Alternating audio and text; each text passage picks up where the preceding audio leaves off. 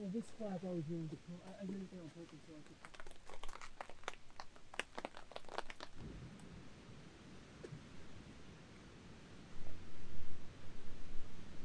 could. Welcome back to the channel. Today we're camping in this foggy lake area, but it looks really cool. It feels very Alaskan. Yes. We went to Alaska once, and this is what it felt like. So it feels good to. You've been to Alaska more than once. But we went to Alaska once. Okay. Not last summer, but the summer before that. When we started making YouTube videos, which was back in April of this year, we just made a couple videos and posted them, but we never really told anybody about ourselves. So today, if you saw our post a few weeks ago, we asked you guys to give us some questions for us to answer. And so we're ready to do that. And we're also going to make food because I'm hungry. Yes.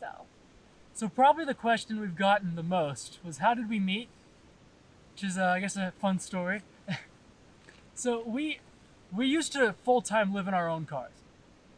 And when the pandemic happened, we happened to have already been talking a little bit on Instagram, and we decided, well, let's meet up because I was headed to ski resorts, she was headed to an event. you were headed to the Keen concert in Colorado specifically. Oh yeah, well, I had gone through Colorado. Yeah. And then I was going to a concert, and she was also going to South I was by going Southwest. to, which is his hometown, ironically. And they were both canceled. Yes. And so we thought, we got nothing to do. Let's meet this stranger. Stranger on the internet. In one of my favorite spots that she hadn't seen yet. Well, I've been to Goblin Valley, but I hadn't been specifically to Hanksville. Which is, just in southeastern Utah. And, well, we met up. For the first time, I got to see her car conversion. She got to see my mess of a car. Mess. He goes, no, I cleaned it before I met you. I'm like, if this is clean. I did. I really did. His put a lot first of words to me, ever, were the ski resorts are closed. Well, because closing a concert was less dramatic than closing every ski resort in the world. So that was March 14th, 2020. Which is almost, it's not quite 2 years ago, but it's getting there. And it's like when everything kind of shut down around. Yeah, so it was all still new and fresh. No one had any idea what we were doing. We just said... Yeah, but then we basically met for the first time, and we have not been apart since. Which is, I guess, that's unique. Because we kind of followed each other through Utah, came to Washington, and Rosa hadn't really seen Washington yet.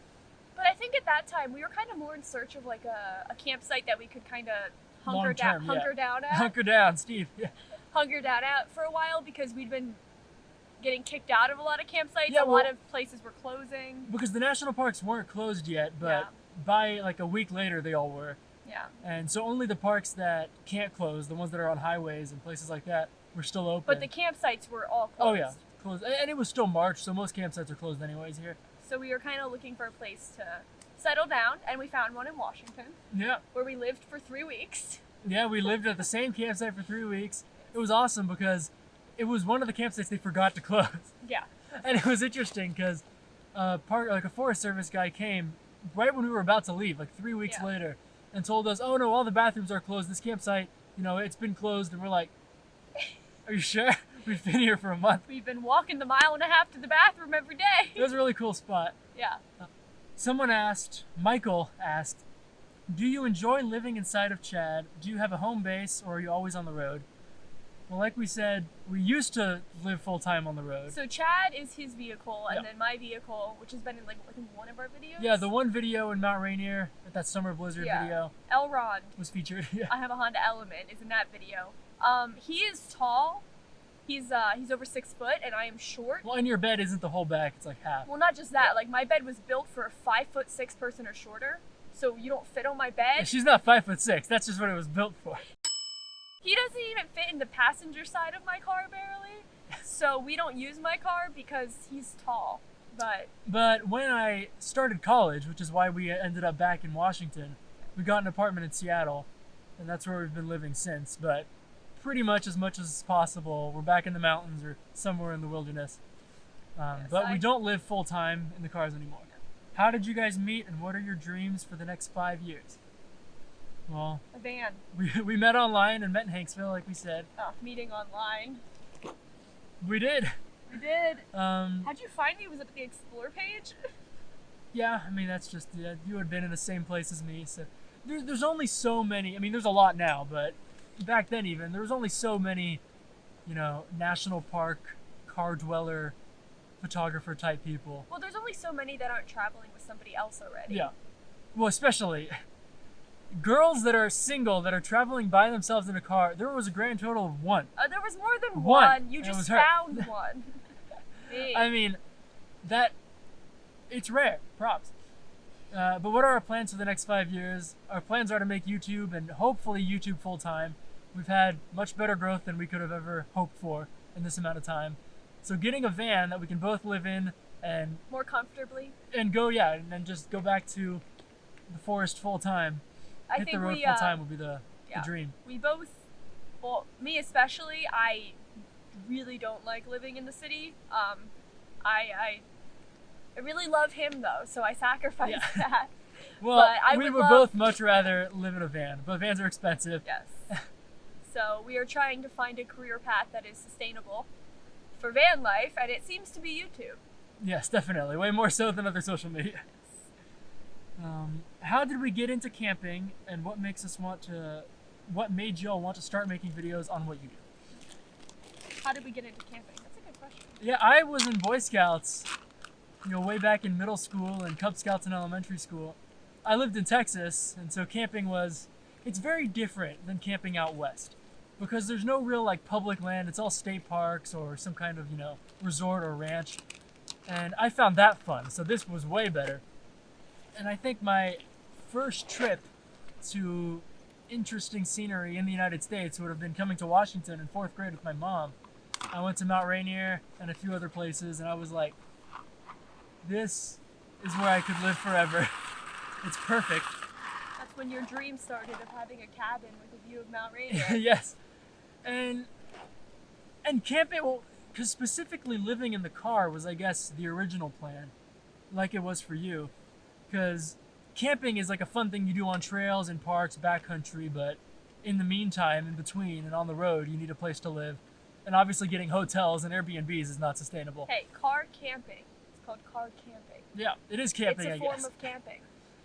And so, that became my dream through high school. I was just thinking, where are all these places I can go camp in the car? And it just seemed like the coolest thing. What about you? Well, my parents have tried my whole life to get me into camping. I mean, all the family vacations we took were to national parks, into the Rocky Mountains. We'd always go up to Acadia. We always went to national parks. I hated it most of my life. Because you grew up in Pennsylvania. I grew up in Pennsylvania. Yeah, so I was born in Philly. We moved out to the, rural area, cornfields. But they always took us to national parks. They loved hiking. They loved nature. I was a very rebellious person, clearly. And I was like, ew, mountains. I guess it's different, though, because you had the dream in high school. Well, I was the other way around. Because I grew up in a city, and neither of my parents are outdoorsy at all. My mom will join me on hikes, but there has to be a hotel at the end of the day. Yes. And my sister doesn't even go outside. And Ryan will go with you, your brother. yeah, he'll just tag along because he likes being Yeah. with me. But where I grew up, I was lucky that there was a huge greenbelt, woodsy area that I would go in every single day. And camping and the outdoors and fishing and exploring, that was always my passion.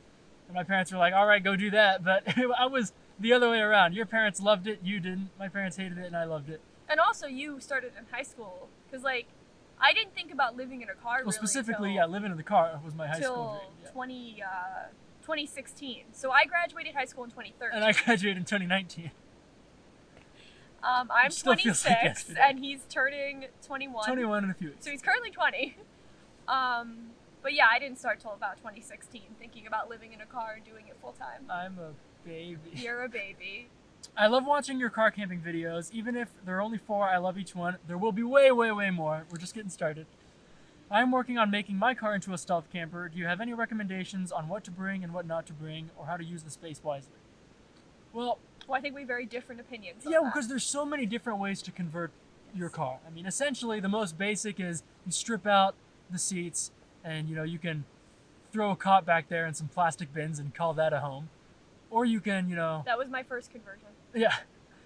Because my idea, I wanted it to be very like blended into the car the way I designed it. So I thought a few things actually, we talked about this in my car conversion video, which you can watch up here. But I debated between having like her car, where half of it is like storage and shelving, and the other half is a bed. It's not half and half. Well, it's like a third. Yeah. 2/3 is a bed and a third Yeah. is shelving. But I decided against it because, well, my car is much. It's even being as big as it is, it's not nearly as tall as your car. There's no headspace. So I wouldn't have had that much room anyways. And I had a vision of traveling with somebody one day, which ended You had up a dream. it paid off, because if that didn't work, then this would have been much more difficult.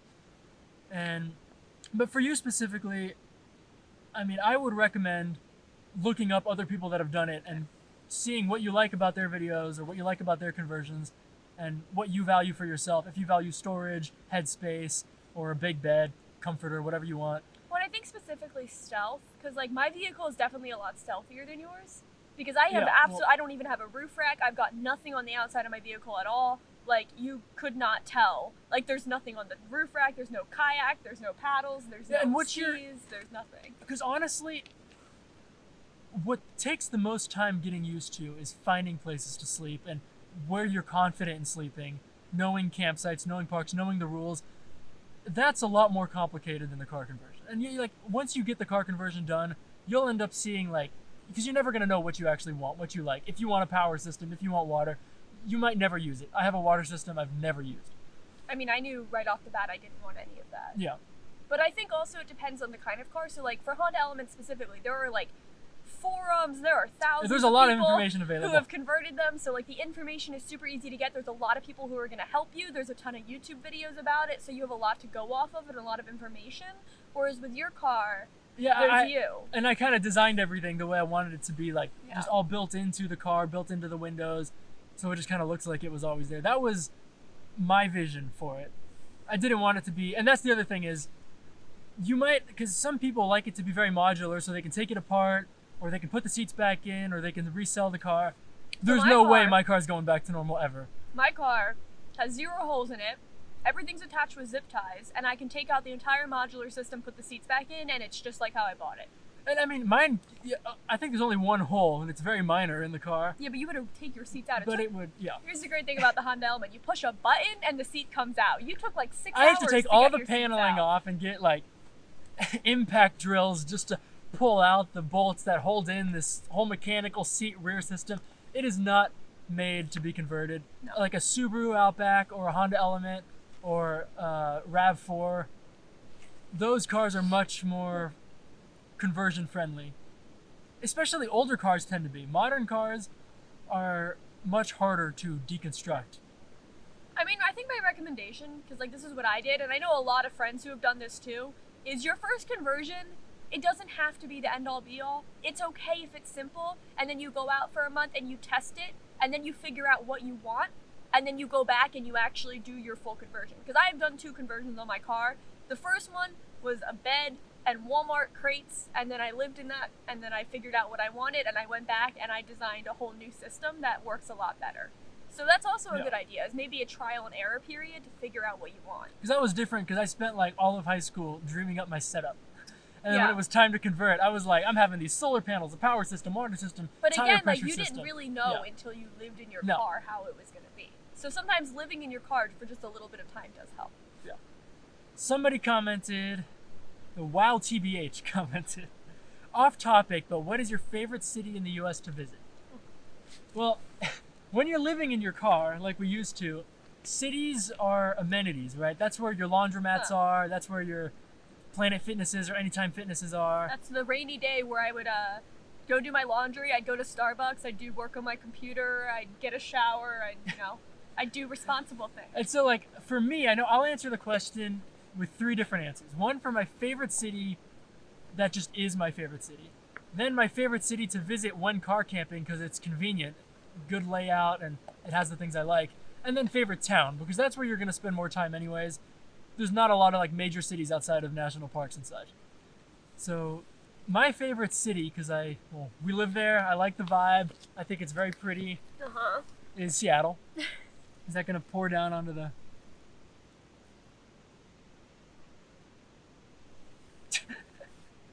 Continue. Yeah, it would be Seattle just because, you know, I'm not a big city fan, but it's as close as you're going to get. Then my favorite city, because it's convenient for car lifing, van lifing kind of thing, is Las Vegas. Because it has In-N-Out and Cane's. It has huge Walmarts, lots of parking. It's very easy to car camp just outside the city. And it's very centrally located and where a lot of national parks and national forests are. And then favorite town is probably Jackson because, like we said in another video, Grand Teton National Park is the perfect national park. And having a town as cute as Jackson just outside is pretty much perfect. What about you? I ate a tomato. I saw that. So what city? Favorite city? Well, for me, I said favorite city, then favorite city specifically with the perspective of a car camper, and then favorite town. Okay. I don't like cities. I guess Seattle. I mean, Seattle and Philly are the only cities I've lived in. Yeah. I just think Seattle's pretty as far as the city goes. Well, for me, Seattle's just like, there's so much around it you can do. Yeah. So, like, to live in a city but still be able to access nature like 40 minutes away, pretty great. I guess Seattle. Favorite city, well, car camping. You love St. George, right? I love St. Yeah. George. Which is funny because it's only 2 hours or something away from Las Vegas. I have so many good memories of sleeping in that Walmart parking lot. And there were always other like cars and vans, and you'd always make friends, and it just felt like a very safe place. Yeah. And there's Zion, there's a whole bunch of stuff to do around it. So probably St. George, and they had the Cafe Rio. I went there all the time. Well, Cafe Rio's in all the western cities. love Cafe You Rio. like that one specifically. That one specifically because they gave you a lot of stuff. And then favorite town, Lone Pine. Yeah. I love Lone Pine. I lived in Alabama Hills and worked in Lone Pine for a few months at the Subway. I work at Subway a lot. But Well, it's very ubiquitous. I love Subway. But yeah, I know I never lived in a town. Like the population was like 2,000 people. Everybody knows everybody. You know, it's the kind of place where you're like, my window broke and it was down the entire day while I was working and nobody took anything. Like it's a very just... In that sense, it's not Seattle.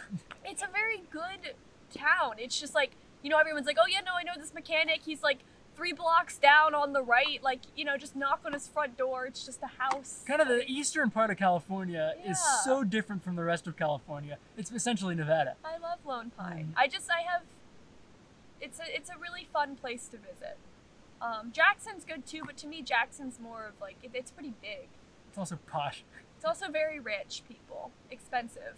Lone Pine's very quaint. Yeah.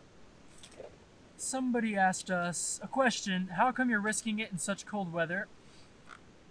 Well, a few reasons. In Washington, all those beautiful mountain landscapes that you see in pictures are totally snowed over, essentially from October to July. And also because we know it's what subscribers and our fans want to see most. And I love winter. He does. It's pretty easy to go to our channel and see what videos get the most views. It's very obviously winter stuff, which is great for me because I love it. And it's great for where we live in because we can give you that kind of content for, 7 months. Like, yeah, also the majority of the year, like, there is snow. And if it's not snowing, then it's going to be, like, raining lower down. So you might as well go see the snow instead of the rain. Exactly. And this is a kind of strange year because typically by now it would be pretty consistently snowed over in the mountains. It'll be starting, at the end of the week. We got a comment from Andrew saying, is it the more challenging, the better when you're camping? And, well, that all depends on what you consider better. Because the more challenging, the more fun to watch. I mean, is that for us to say? I don't know, but I think that's probably pretty true. But if you like the challenge, then yes, it can be a lot of fun to go camping in, a place that takes 10 miles to walk out there through all kinds of conditions. It's very rewarding, especially if you're going to the top of a mountain or something where there's a view or a fire lookout. But in the summer, albeit more boring to watch, It's a lot prettier. places, yeah, like the Washington Cascades and the Tetons where you can just go get these beautiful warm summer views with lakes and rivers. Starting to rain.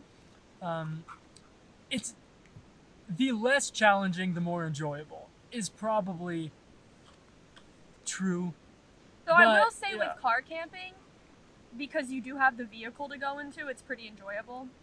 Oh, it's You're fun to not bundle. Yeah, outside. if you're car camping, it doesn't really matter. It's all just kind of temperature and proximity to a bathroom. Are we gonna have to move? It's like raining. It'll stop. What is your favorite camping destination or trip so far?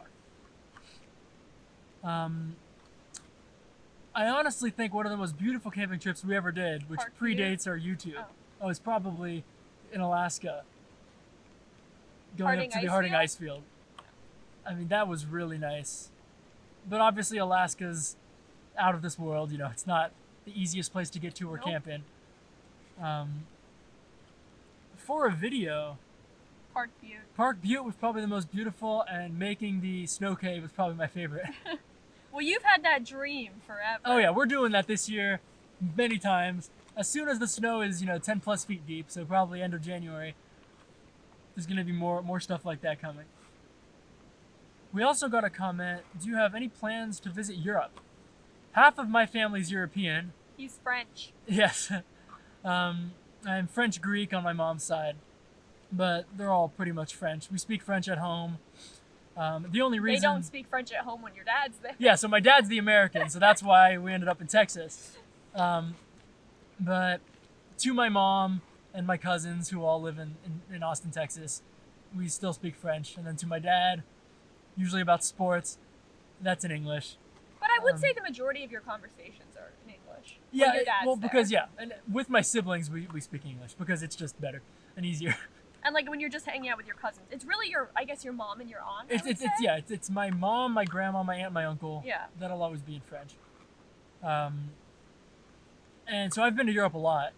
He's tried to teach me French, and there's just some noises that I just feel like, unless you learn how to speak it from a young age, your mouth doesn't want to make those noises. Yeah, that's just gonna. I mean, you can eventually get it, but it'll take the rest of your life. Yes. And then also French, come on, so many weird rules in French. But plans to visit Europe, absolutely.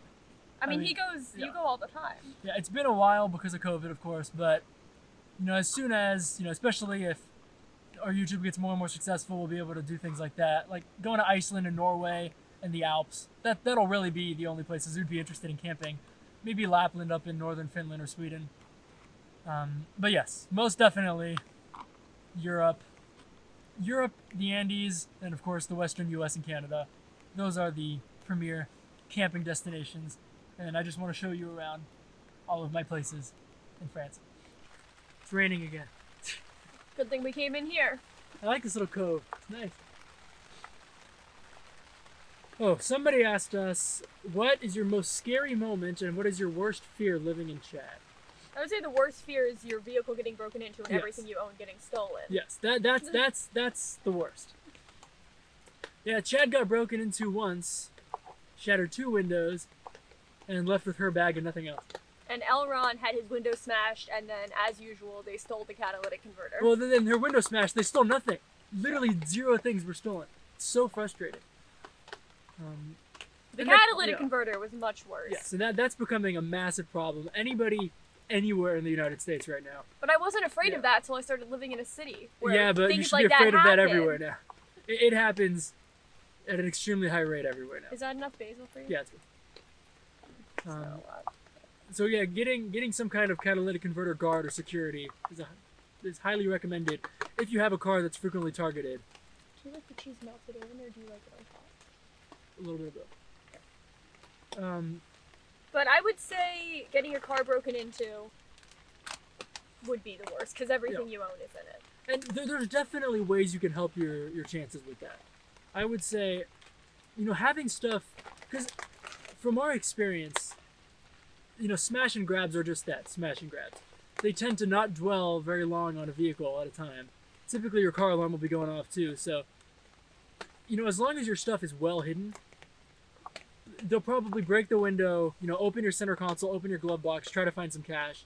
And if there's a bag that's, in plain sight or that's easy to get to in a few seconds, then that'll be taken. But we're definitely more cautious of that now that it's happened to both of our cars. Yes. Um, But what is the worst thing that's happened? Isn't that part of the question? yeah. What is your most scary A moment? most scary moment. So not just living in shed, just Just in in general. general. I mean, I've definitely had some panic moments, out in the wilderness where you don't know where you are anymore, or you might be skiing and you fall or you some avalanchy area. Just there's times when. But what is your most scary moment? Yeah. Well, I don't know. So I'm trying to think. Because I have an exact moment in mind. I'm trying to see if you can come up with one. Well, what's your moment? Talk about it. I'll think of mine. Well, mine is when, it's really the only time this happened, but I was doing Lone Pine Peak when I was living in Alabama Hills. And part of it is you go up an avalanche chute, and it's a specific avalanche chute you're supposed to go up. There's like 6. You're supposed to pick the right one. And I picked the right one going up, but then coming down, I went into the wrong avalanche chute. So instead of being a straight shot down, it just comes to a cliff that's basically just a complete drop-off. But it wasn't really possible for me to turn around and go back up. And I was like, no, this is it. Because I was like, there's nowhere to go. I have to just crab walk along the sign. Thankfully, some climbers had left some rope at some other point, which is the only way I got down, basically. But no, I recorded a video. I said goodbye. I was ready. But then I ended up surviving. But that was the scariest moment. Well, we've survived everything. We We're still survived kicking everything, today. obviously. Yeah. But that was the moment, that was kind of the only moment where I was like I actually thought this could be where I died. But then, thankfully, climbers like to leave things, so they left some rope for me. Well, let me read one more question while we eat, and then we can answer it as we're eating. Well, we had a question. What is your favorite 1 to 2 day trip? Like in all of the U.S.? Just everything we've done. Our favorite one that is in that link that we would just recommend. Oh, like during YouTube? Even before.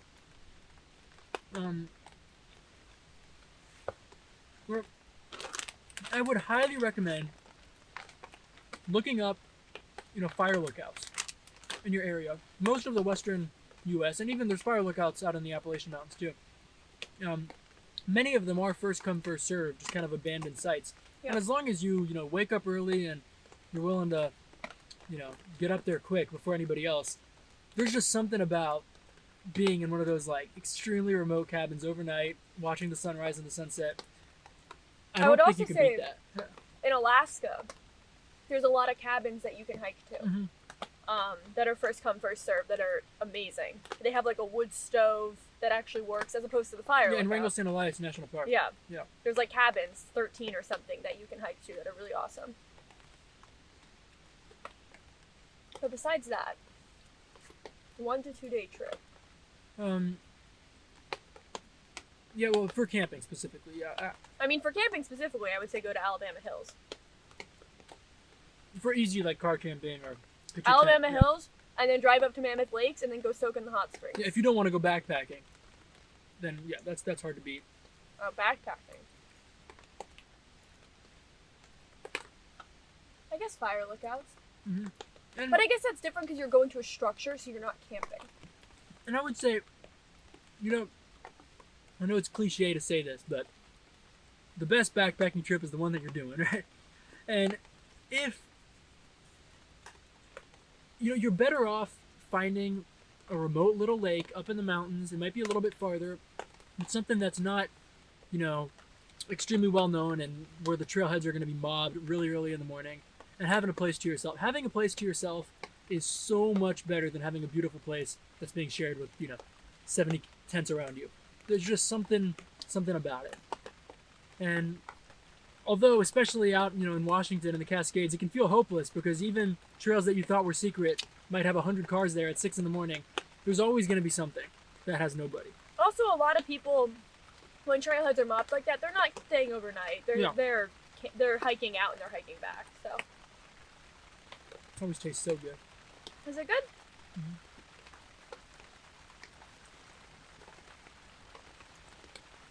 We like easy recipes that taste good.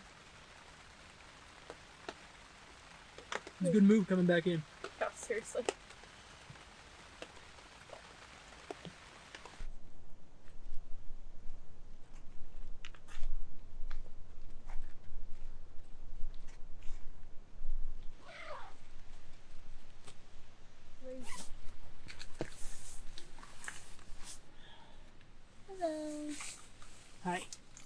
What?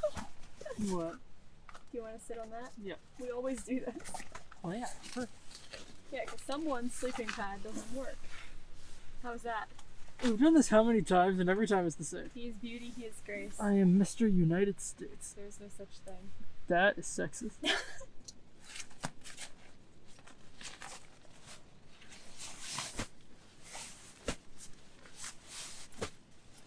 Get your smelly sleeping bag out. The stench.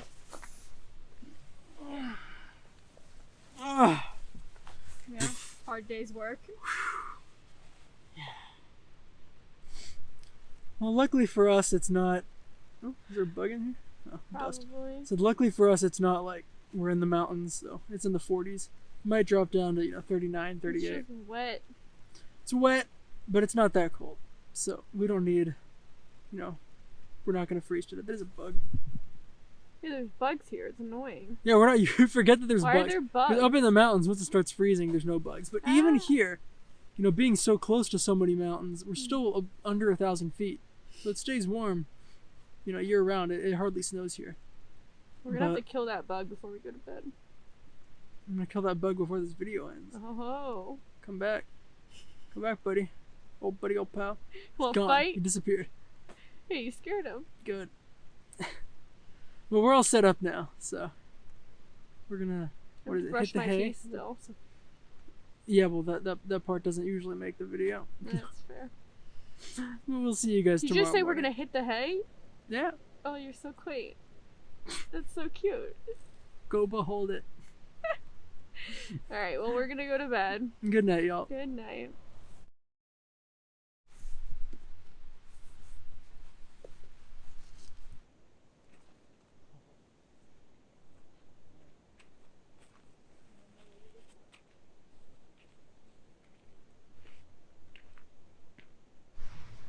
Good morning. The water level went up, but we stayed dry. We knew it was I gonna was happen. nervous. Yeah. I was nervous. Well, because at the end of this lake, there's a dam that is, regulated by, I guess, the state, and can't really know for sure, but it won't go up more than 3 or 4 feet overnight. I see blue skies. Yeah, and Over there. well, over there too.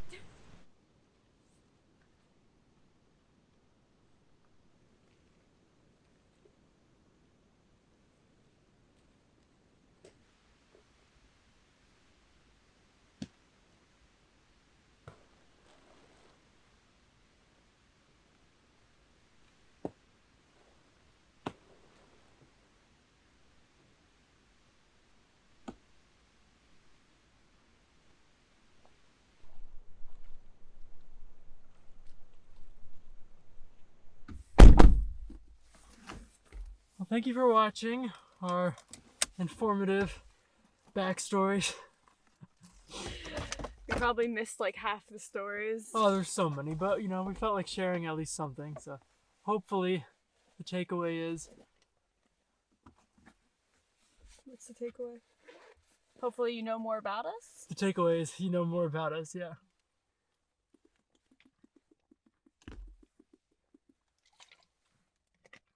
But if you ever have any other questions about us, what we like to do or what we bring, or random us-related questions, I'll respond in the comments. I'm pretty good at that.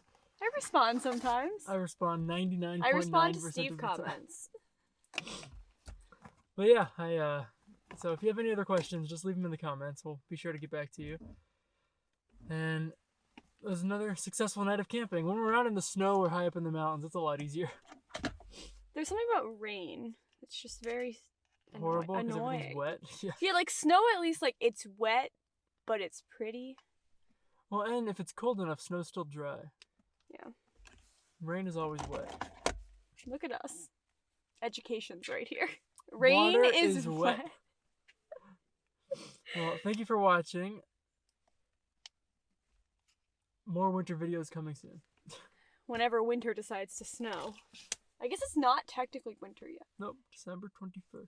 Yeah. That'll definitely be snowing then. Probably. Alright. See you next time. Bye.